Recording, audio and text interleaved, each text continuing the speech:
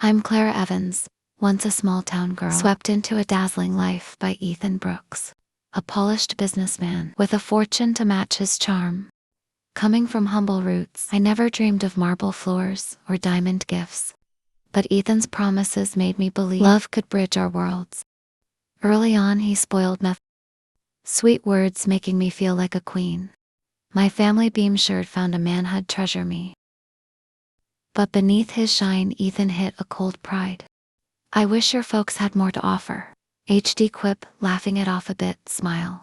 Brushing aside the jab, trusting his affection would outshine his arrogance. I was wrong at his fancy dinners. The cracks showed. His friends born into wealth smirked at my upbringing, their comments sharp and veiled. Ethan never stood up for me. His silence fed my doubts. I tried fitting in wearing their clothes, mimicking their ways, burying the girl it been. Still, I felt his judgment growth, especially about my family. When I begged to visit mom and dad, HD scoffed there, a waste of time. Sending them money for dad's medicine or my sister's school, they should fend for themselves. HD snapped, his tone icy. A torn between loyalty and pleasing him. I shrank, hoping love would fix us. Mom noticed first, her voice soft over the phone. Are you okay, Clara? ID paused, throat tight. Unable to admit, Ethan was dimming my light. He didn't just dismiss my family, mock them. During a rare visit to their weathered farmhouse, he sneered at the creaky chairs, griping about the heat, but Dad, proud despite his struggles, stayed quiet for my sake.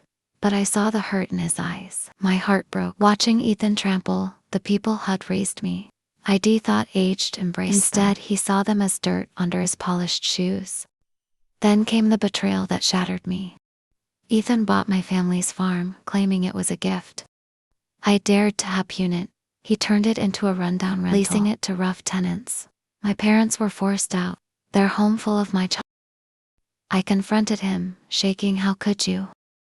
That was everything to them. He smirked, unmoved, they're lucky I bothered. Stop clinging to them, my trust crumble. This wasn't care, it was cruelty. A power play to erase my roots. My family scrambled for shelter. I tried helping, but Ethan controlled our money, leaving me helpless. His contempt turned public. He dubbed me the idle wife, a cruel jab that started at home. What do you even do for me? HD sneer, soon it spread at parties. HD laugh, she just sits pretty and spends. His buddies chuckling as I burned with shame. Even at church, aged quip, pray she finds a purpose. I felt stripped bare, my worth reduced to nothing. Friends whispered about my family's fall, their pity stinging. I wanted to fight back, but fear kept me quiet, clinging to a fading hope. Aged soften, each insult sank me deeper. My spirit fraying. The breaking point hit during a money fight. ID sent cash to Mammothon, exploded. You're draining me for those losers. He roared, I snapped there. My famility deserved better. His face twisted, he threw me out. Good luck without me, he spat. As I packed, trembling, I left with a suitcase and a shattered heart, heading to my parents' cramped rental. They welcomed me, no questions asked. Dad hugged me tight, we'll get through this together, he said in their tiny space. Surrounded by love, I found a spark. Maybe I could rise again.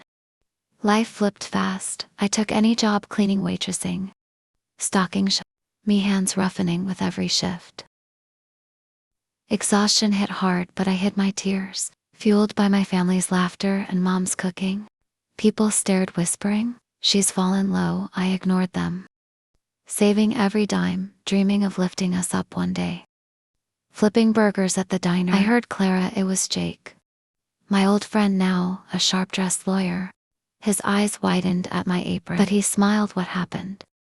He asked. I shrugged. Life, he sat, insisting. You're more than this. His faith stirred something dormant in me. Jake pushed me to call him, nervous. I did. He offered a job filing at his firm. It's a start, he said. I hesitate, cold. I step back into that world. You lifted me up in school, he added, let me help you. I took it, walking into his sleek office, feeling small but determined. Day one, I tackled tasks with grit, learning fast. A coworker, Lisa, guided me. urging me to speak up slowly. I grew leading projects, earning nods at home. Mom said you're shining again. I saved enough to move us into a cozy apartment. As he unpacked was everything. I wasn't just serving Vinny, was rebuilding, proving Ethan wrong step by step.